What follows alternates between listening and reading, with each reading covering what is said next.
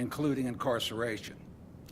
I want to introduce you to Lieutenant Joseph Balano, who leads our financial crimes unit and is an expert in all of these scams. And he's going to explain today about the latest scam that has already cheated our residents out of thousands of dollars. Lieutenant Balano.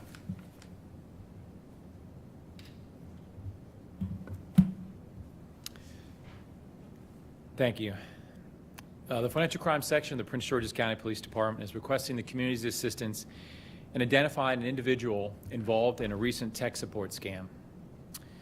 The incident occurred in June in the county, and a resident was on their computer and received a pop-up notification indicating that their computer had been compromised.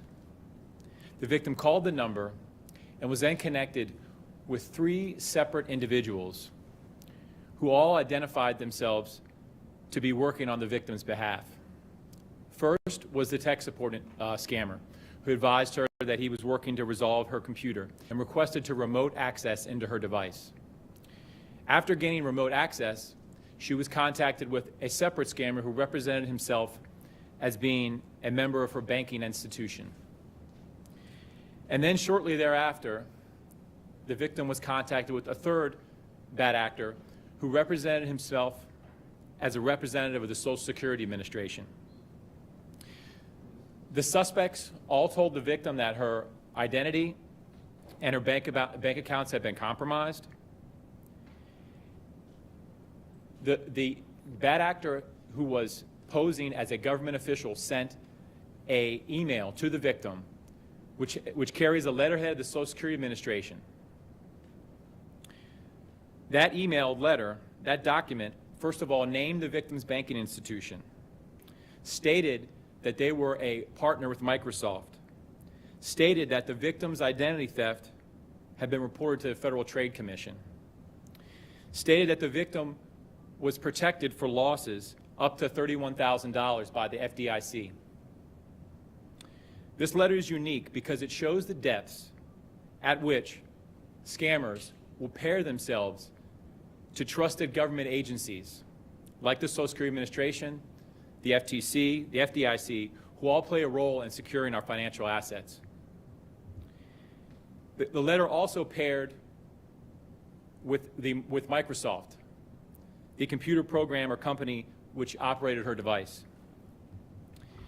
The victim, who would like to remain anonymous, is of an age at which they may be in coming years receiving Social Security or is receiving Social Security now. And for this reason, the letter being addressed with the letterhead and coming from officials from the Social Security was of heightened importance. The victim was instructed to keep this information confidential. The victim then, following the guidance of what she believed to be government officials, was told to withdraw in excess of $10,000 from her banking institution and then to meet with a representative from the Social Security Administration who would then collect the funds. After withdrawing the large amount of cash from her bank, a short time later, the individual displayed in the video arrived at the victim's residence. While the victim was on the phone with the scammers, she was provided with a secret code word, which she was then to provide in confidence with the courier who was coming to retrieve the funds. You'll notice on the audio, the person of interest states a word. That word is the code word that was given by the scammers to the individual who received the funds. The person of interest is unique because of their hairstyle and because of a tattoo on their right forearm. And we're requesting the community's assistance in identifying this individual. The person of interest arrived in what we believe to be a 2001 Honda CR-V that's white. And we need this community support in identifying this individual.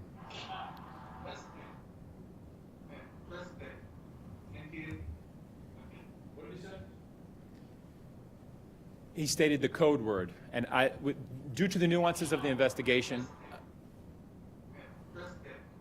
it's best for us not to discuss that. We want to maintain the victim's privacy.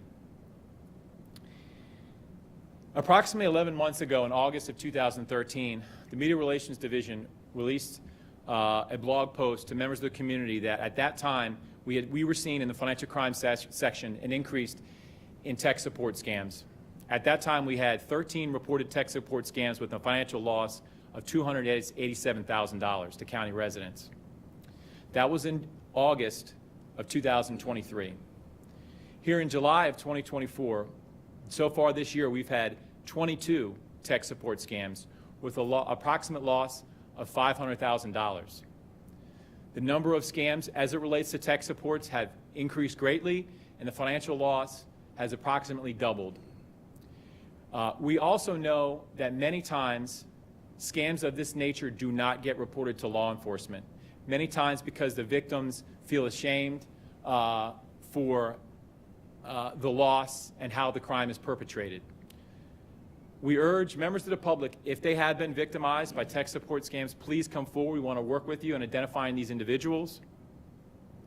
And once again, we need the community support in identifying the person here who was seen receiving this package. Thank you. Joe, in hindsight, right, it's like, oh, duh, right? It seems so obvious. How do these guys convince these people? I mean, it's how do they do it? They're so good at it. Yeah, so this, first of all, it's psychological warfare. They're trained and they are instructed to keep the victims at a heightened state of fear. So many times the victims are engaging in behavior that they wouldn't otherwise because of what they're being told by the scammers. What we believe is that many times these tech support scams are malware, or sometimes we've seen it on computer devices where you search, you go for a Google search, and what will show up that's purchased by Google is actually the scammer's number.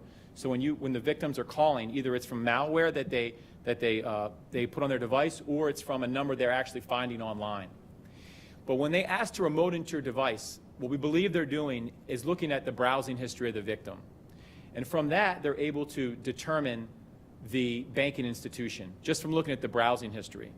They then bring that information forward as if it was information that only somebody who knows them would have known. And the victims don't realize that they're viewing their browsing history. So when they come forward with information about who your private banking institution is, that gives them legitimacy. And then from that, obviously, they're then sending out letters that have the letterhead of trusted government agencies, right? They're targeting individuals based on their age and the potential that this government agency might be one that may fund their retirement, their retirement future.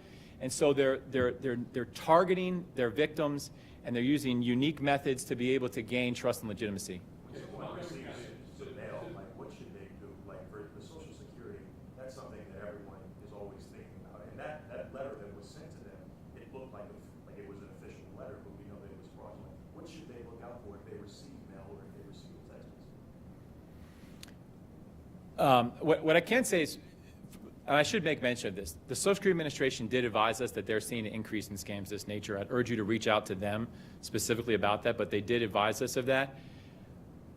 To our knowledge, they don't send emails. They generally send letters in the mail to your address of record. And what we would state is research the letter. If you look at this letter, you'll see that it names an official who it has the name of a former Maryland governor as being the official in Woodlawn. I would just urge them to do some additional due diligence to research the letter to verify its authenticity. But to our knowledge, the Social Security Administration does not send letters of this nature out. And one other thing I want to mention, if you read the letter and you read it, you'll see that the English is not particularly good, but what we have learned is that with the advent of AI, we expect the English to be far better in the next 24 months. So that's a separate thing for the community to understand, that at the advent of AI, right now, we believe generally these scams are being done by transnational organized crime groups. Their English may not be particularly as good, but we'd expect with AI in the coming months that the letters are going to get better, the language is going to get better. Those are being sent through the mail as opposed to like emails. No. So in this instance, the victim received the phone call, spoke with 3 different suspects. The final was a representative from the Social Security Administration. They then sent this letter. And this letter was drafted because of it named their banking institution. And we think the FDIC number amount is an estimate. This is how much they think this victim could have in their account. So the letters are being crafted for the victim. Was that sent like snail mail or was that like an email No, attachment? an email. There's an email attachment telling them, hey, you're going to receive an email from us. While they're on the phone, they receive this particular email. And this is an attachment. Yeah. Lieutenant, in Montgomery County, there is a similar scam that's happening, only instead of cryptocurrency, it's victims being asked to transfer their money into gold bars. Are you looking into seeing how these scams might be connected? Because there's also talking about folks from India might be involved. Yeah, I mean, we're familiar with the gold bars in Montgomery County. We don't see as much of that here in Prince George's County, but we do see a lot of cryptocurrency. That is the normal trend. We don't normally have couriers. That's why this is unique to us. But we have not seen as much gold bars as Montgomery County. There is some, there might be a thought that these might be different wings on the same bird. Yeah, I can't speak to that. How about that? Well, the courier, they made an arrest for courier, it's an Asian guy from New York. Can't help but notice the similarity here. Yeah. You know, I mean, what- And the pitch is exactly the same, except for the payout being gold bars versus. I can't speak to this specific case because we need the community supports and identifying them, but what I can say is this. In recent history, we have had cases where transnational organized crime groups have had syndicates in our region, groups of individuals who come and do personal courier pickups, who are in communication with the call centers. And while we arrested some here, other states and other localities have arrested them in their region. So that's what I can state. We have seen that in other investigations. If someone receives a call, you said that for this instance, someone received a call or some type of text message, should they just not answer it, or should they not reply to a text message? Well, in this incident, the victim had a pop-up on their computer, and it stated that their computer was compromised, and then it provided them a phone number to call. And then the victim then contacted that number, and that is where they came in contact with. It wasn't a phone call coming in. It was malware on their device, a pop-up with a number to call, and then it's them contacting, trying to resolve the issue. How do they find their victims?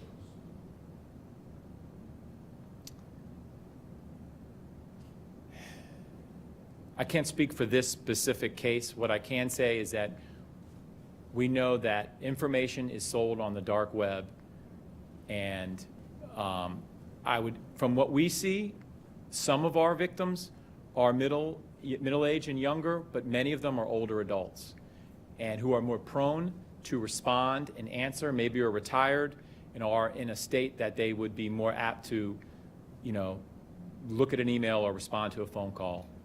It's frightening. I mean, my wife and I probably receive 3 different probes every day, right? Some sort of fishy text, some sort of fishy email. What do you do? How do you know? Yeah, I mean, we do extensive outreach in the community. The problem is the trends are ever evolving, and that even when you learn, one way, within months or weeks it changes. And so, I mean, the general guidance we give people is don't answer phone calls from numbers you don't know. Be cautious on dating applications. Be wary in responding to emails unless you know the individuals. But it's difficult. As the population ages and the mental, capacities of older adults diminishes on all of us, we see that the targeting by these criminal groups is only going to increase. And One more question. Was this done by a trans-Atlantic? You said it was like a trans. I can't speak to this particular person of interest or this particular case. I'm just saying, in general, we have seen in the past cases where couriers are working with groups outside the country. This case in particular, I don't want to speak that broadly. And Lieutenant, if you would, just go back, you were talking about the number of incidents from August of last year to July of this year. Yeah. So we did a media release in August of 2023. At that time, we had 13 tech support scams with an approximate loss of $287,000. This year, so far as of July, late July, we have had 22 tech support scams and approximate loss. The real number is 499,000. We're saying approximately 500,000. Just want to double check. It sounds like we're finding the victims. Some of it is because information is on the dark web, and some of it is just sort of random malware that some people are clicking, some people don't, and they just kind of cast the wide net with the malware and scoop up information, do that, kind of set this going, depending on how far somebody is. Yeah, the way that we know is that we know that when they're making a phone call, they have information on their end of who they're contacting, potentially who their relatives could be, an idea of maybe the value of their home. You have to believe that that all this information is out there. And so when they're making contact with their victims, they already are holding information that the victim thinks may be private. Lieutenant, how do you spell your last name, sir? My last name is Balano. It's B-E-L-L, like you ring a bell, then I-N-O. And Brian? It's Joseph, J-O-S-E-P-H. Engage